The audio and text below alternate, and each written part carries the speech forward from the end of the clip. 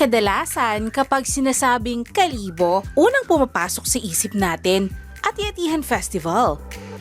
Matik na yan.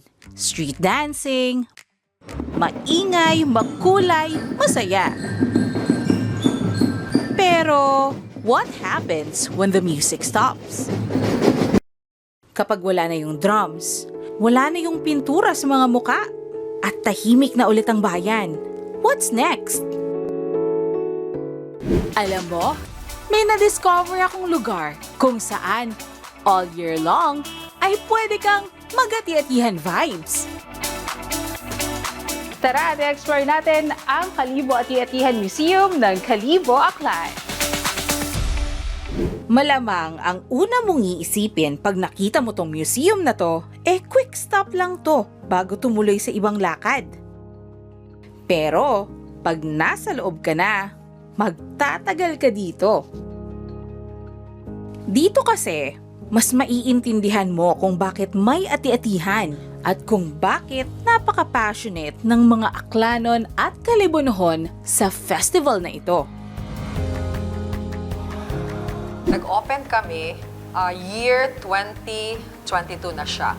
Of course, the objective of which is to showcase our culture and heritage sa lahat ng local and foreign tourists alike, and para po makilala nila yung tinatawag nating the Mother of all Philippine Festival. Ang lugar na ito ay hindi lang pala isang display area. It's actually a storytelling space. Usually, pag pumasok ka sa isang museum, ina-expect mo na mga artifacts ang makikita mo dito. Pero, iba ang museong ito. We don't have an artifacts kasi as I believe, yung artifacts kasi makikita siya sa, for example, Museo in Aklan. But of course, here in the Kalibo Ati-Atihan Museum, we showcase our culture, our costume. Doon nagbago ang tingin ko. Hindi pala lahat ng history kailangang luma para maging mahalaga. Minsan, ito ay buhay, gumagalaw, at sa Kalibo, sinasayawan pa taon-taon. Pagpasok mo pa lang dito, unang mapapansin mo, kulay. Everywhere you look, vibrant, bold, alive. Pag sinabing ati-atihan, expected na yung mga makukulay na costumes. At dito, makikita rin ang different costumes ng mga winners ng mga different tribes na sumali, katulad nilang ng modern tribal, big tribal, at small tribal categories. At for 2026, ang naging winner ay ito, ang Triboli na Buanon for tribal big category.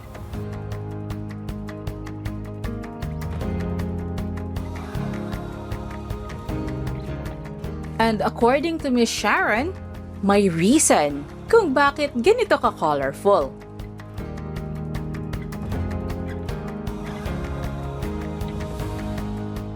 Yung importante talaga is not all about the street dancing, the merrymaking, or the colorful costumes of different groups, but of course, in the religious aspect, is our faith to our baby Jesus. Pag pumunta ka dito sa Kalibo for ati-atihan, napaka-common na makikita mo na merong mga nagpapahid ng uling sa kanilang mga muka. At ang tradisyon na yon ay ang pagbubuling. Hindi lang siya basta-bastang tradisyon. Ito ay pakikisama at kumbaga pakikipag-unite sa ating mga katutubong ati na noon pa ay nanirahan na dito sa Aklan. Ang ginagamit nila dito ay ganito, nyog na sinunog. So, syempre meron siyang buling. At yun ang ginagamit nila sa pagbubuling. Pwede din yan gawin dito sa Kalibo Ati-Atihan Museum. Kulang dagdagan natin. Dito ko naintindihan yung pagbuling, yung costumes,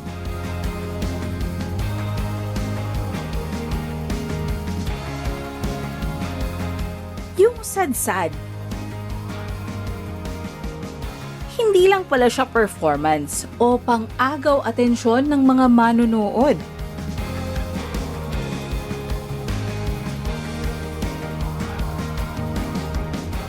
Bahagi pala ito ng debosyon.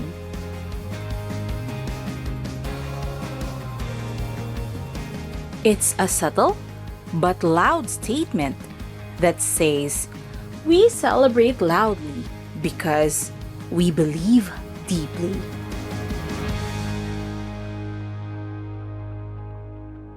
Isa sa pinaka-unexpected na nakita ko dito, hindi galing centuries ago ang ibang exhibits.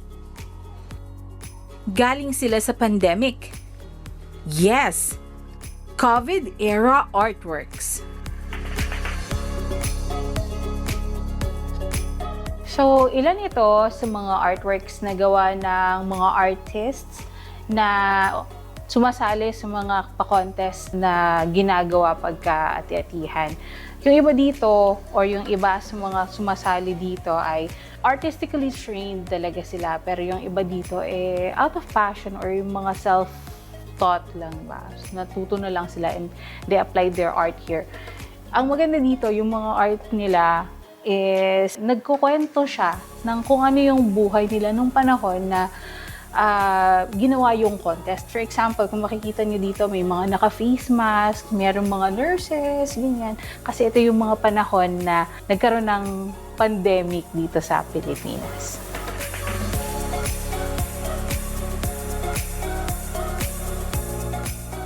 Aside from the paintings, may doll-sized pinya gowns din dito. Pati na rin mga costumes for Santo Niño. Lahat gawa ng mga Aklanon designers and artists.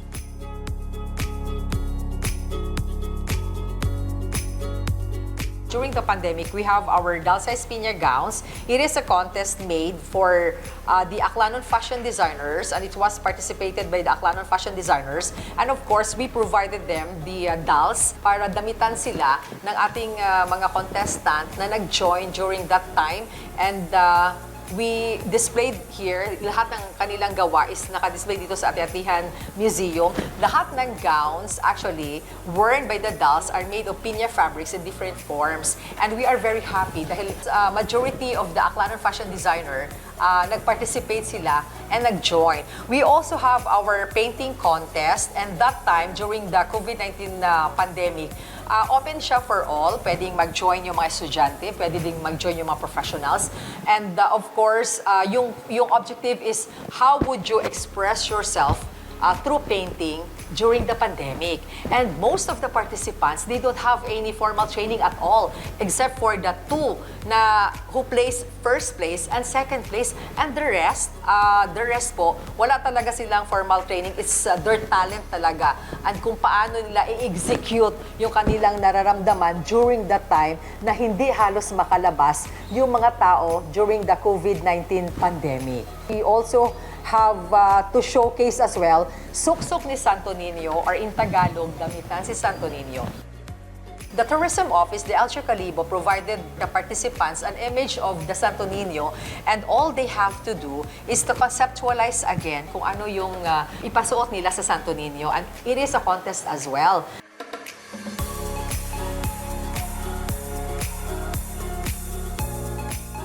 Habang tinitignan ko yung mga artworks na yon, nakita ko yung mga emotions ng panahon na yon. May isolation, pero hindi pa rin nawala ang hope at faith.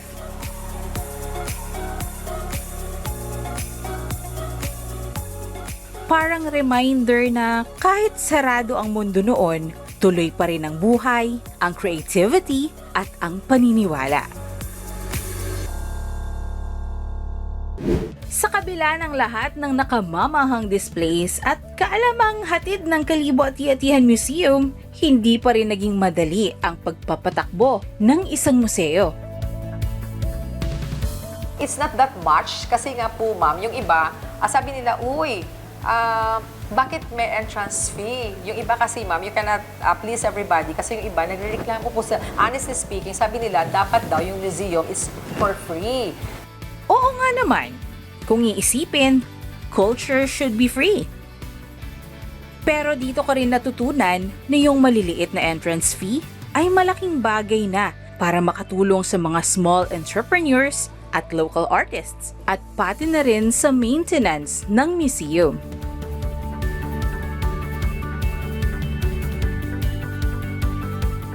Kami din po ay nakakatulong sa ating mga kaibigan na meron pong mga small businesses. For instance, we have yung mga souvenirs po, ay nandito po siya, mga t-shirts, ay madami pong bumibili ng mga turista, both local and foreign tourists. Nasi-showcase namin yung mga talents po ng mga Kalibunon at Aklanong people. At pag meron pong bumibili talaga, like for instance, ref magnet or yung keychain po, nakaka-happy po siya kasi nakakatulong ka na sa iyong kapwa-tao. At the same time, parang sinashowcase mo talaga what's in store for you guys when you visit the Kalibo at Atihan Museum. Kaya sa maliit na paraan, nakakatulong tayo, hindi lang sa kabuhayan ng mga locals, kundi pati na rin sa pagpapatuloy ng kultura. Isa sa mga nakakatuwang part dito ay yung hindi ka lang viewer.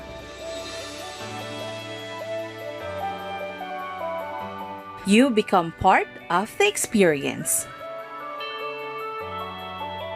Hindi lang pamamasyal lang pwede mong gawin dito, pwede ka rin mag-photo op. Katulad nito, pwede kang magsuot ng kanilang costume.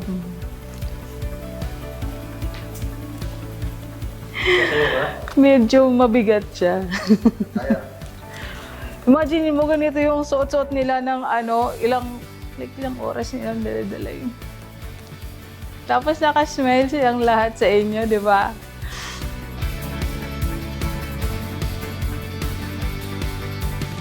Sa katunayan, ito raw ang pinakasulit moment ng visitors.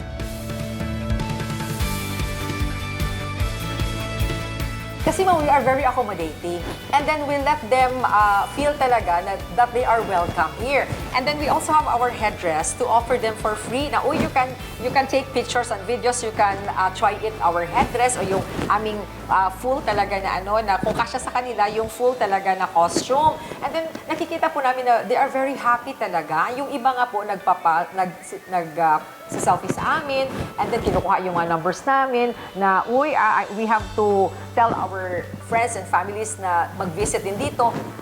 Nakaka-happy siya kasi hindi lang pala yung island of Boracay yung gusto nilang puntahan kasi they wanted them to learn and see what the municipality of Kalibo has to offer.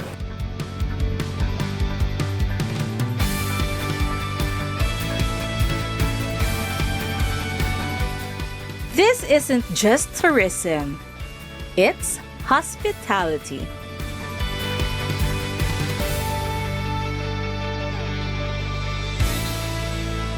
Akala ko dati, ang ati-atihan ay tungkol lang sa kulay, party,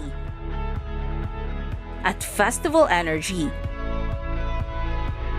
Pero pagkatapos ng visit na ito, doon ko lang na-realize na sa kabila ng malakas na tambol ng festival, naroon ang tahimik na mensahe nito.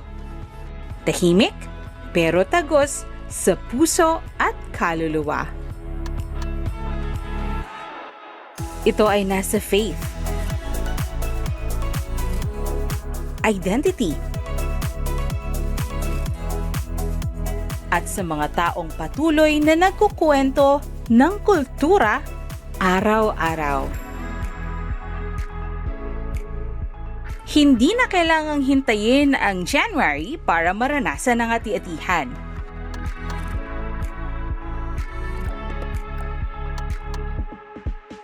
Dahil dito sa Kalibo Ati-Atihan Museum, kahit na tumigil na ang dagundong ng mga tambol at natapos na ang mga sadsad at sayawan, nabubuhay pa rin ang kwento nito.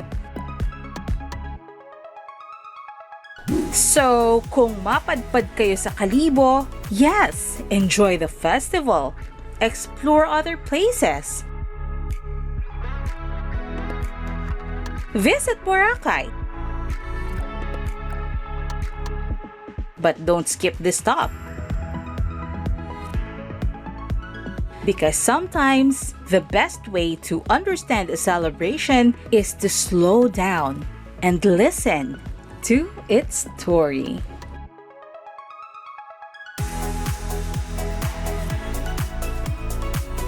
To all our local tourists and foreign tourists na gusto pong magbisita dito sa aming Bayan ng Kalibo, sa Kalibo Atetean Museum, you are very welcome po na magbisita sa amin dito, and you'll be able to see the different costumes.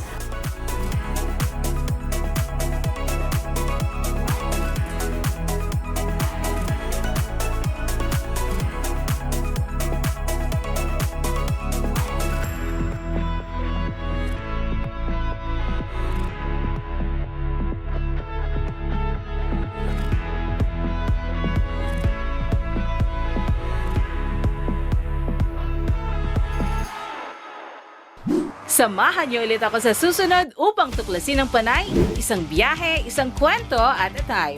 Ako si Peach Ledesma at ako ang inyong Panay Explorer.